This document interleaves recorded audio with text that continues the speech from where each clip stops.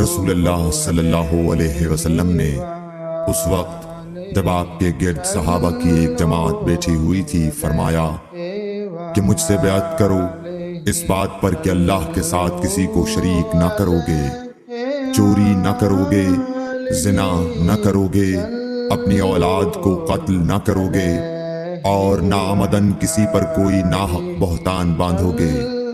اور کسی بھی اچھی بات میں اللہ کی نافرمانی نہ کرو گے۔ جو کوئی تم میں اس عہد کو پورا کرے گا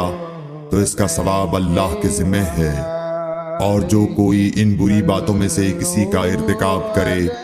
اور اسے دنیا میں اسلامی قانون کے تحت سزا دے دی گئی تو یہ سزا اس کے گناہوں کے لیے بدلہ ہو جائے گی، اور جو کوئی ان میں سے کسی بات میں مبتلا ہو گیا اور اللہ نے اس کے گناہ کو چھپا لیا تو پھر اس کا معاملہ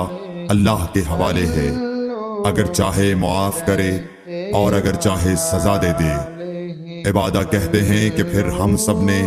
ان سب باتوں پر آپ صلی اللہ علیہ وسلم سے بیعت کر لی۔ صحیح بخاری حدیث نمبر 18۔